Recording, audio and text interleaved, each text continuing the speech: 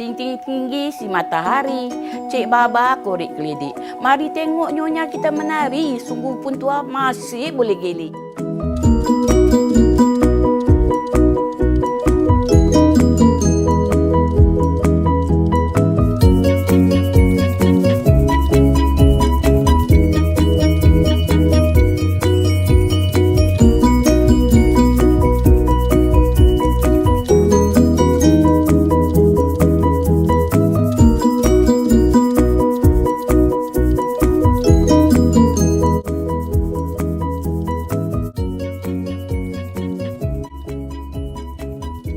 Assalamualaikum warahmatullahi wabarakatuh.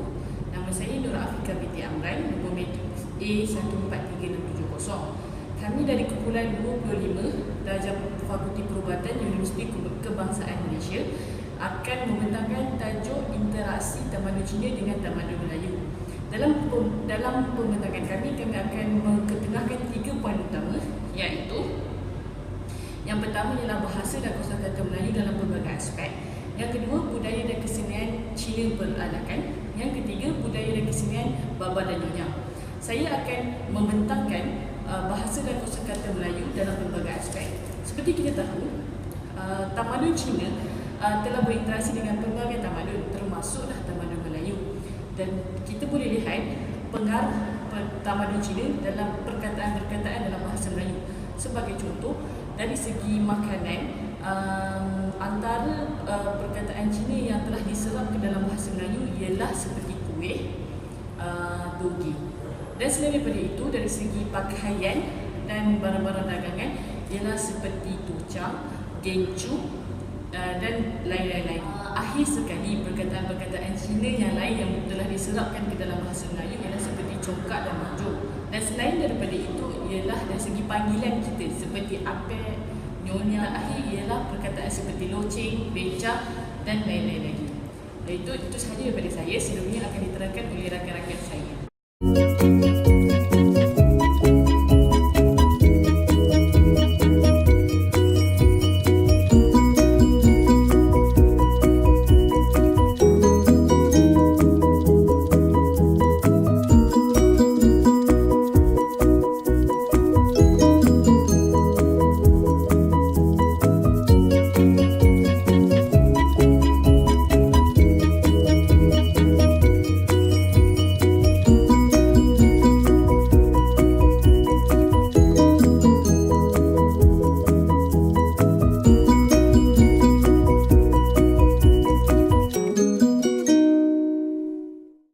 Assalamualaikum warahmatullahi wabarakatuh.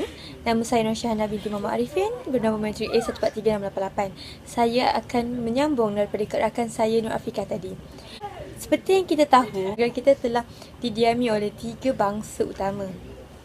Tetapi pada hari ini, kumpulan kami hanya akan membentangkan mengenai kedatangan Cina di tanah Melayu. Mengikut sejarah, pada kurun ke-15, wilayah-wilayah kepulauan tanah Melayu selalunya memberi penghormatan kepada pelbagai kerajaan seperti kerajaan Cina dan kerajaan Siam. Disebabkan hubungan diplomatik yang sangat erat di antara negara Cina dan tanah Melayu telah menyebabkan Raja Cina menghantar Hang Lipo kepada Sultan Melaka, dan semenjak wujudnya keturunan Cina di Melaka. Secara tepatnya semenjak 1613, rakyat Cina mulai menetap di Melaka dan membentuk satu komuniti yang unik dan tersendiri pada awal kurun ke-17.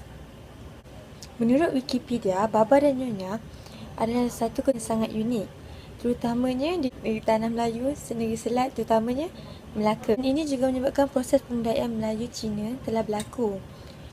Dan ini juga sebabkan munculnya Baba dan Nyonya. Sebagai contoh, munculnya dialek Melayu Baba yang banyak menggunakan kata pinjaman daripada bahasa Cina, terutama daripada dialek Hokkien. Saya akan berikan contoh. Kalau orang Melayu, dia akan menggunakan saya awak, tetapi orang Baba Nyonya akan menggunakan lu dan gua. Biasanya dialek Hokkien yang diambil ialah berkaitan dengan adat, keluargaan dan agama orang Cina. Dialek Melayu Baba ini diasaskan atas ragam bahasa Melayu pasar dalam perdagangan dalam kalangan pelbagai kaum dan bangsa pada bulan utama di alam Melayu. seperti Melaka, Pulau Pinang, Singapura dan Jakarta. Walau bagaimanapun, di kalangan komuniti bapa dan nyonya telah berkahwin dengan komuniti Cina yang lain untuk menyerap kembali ciri-ciri kebudayaan Cina. Sekian, terima kasih.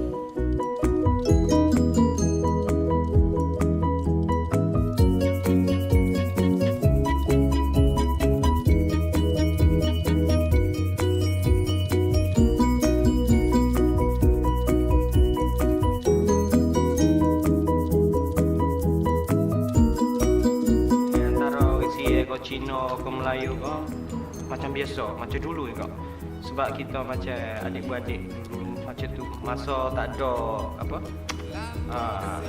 parti apa pun, kita duduk lagu tu dah. Masa Tok Guru mari kereta pun tak jadi masalah apa-apa. Dari segi agama ni kita bebas nak buat percara ke apa dalam ketik ke apa ke. Pernah kecek dengan Tok Guru tu kata kalau dalam ketik ke apa ke masing-masing kalau demo kita tapi kita buat amal yang baik.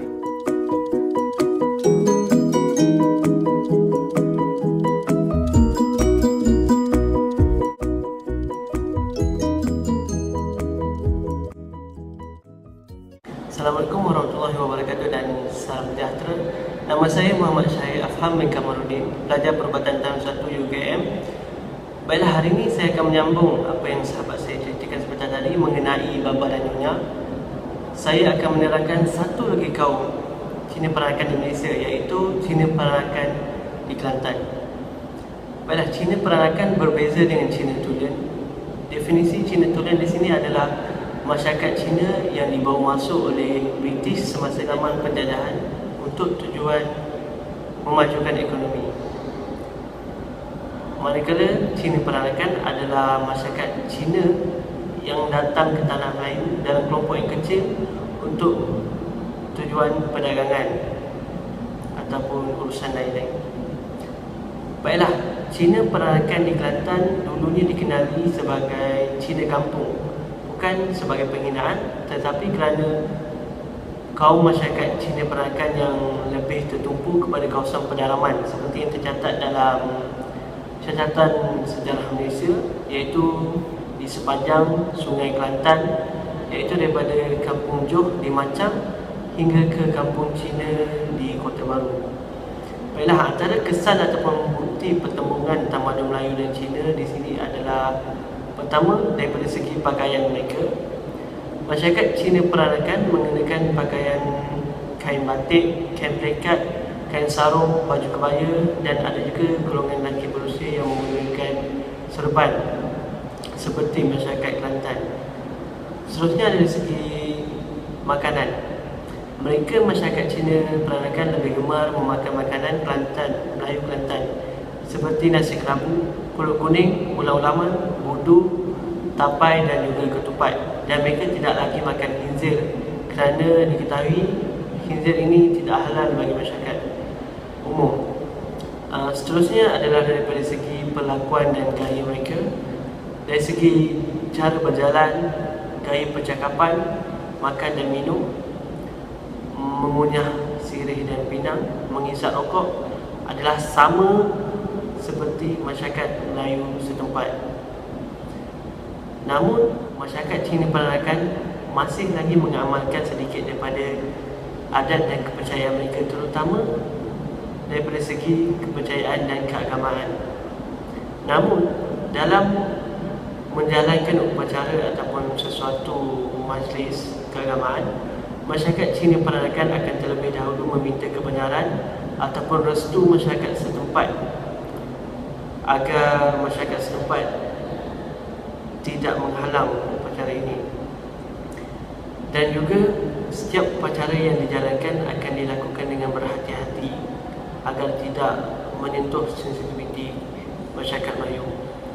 Contoh yang boleh saya nyatakan di sini adalah khinzir yang digunakan untuk upacara korban dalam upacara keagamaan ini akan dikorbankan di kawasan yang berselindung di dalam hutan dan juga dilindungi oleh khemah. Ini adalah sebagai tanda menghormati masyarakat Melayu setempat.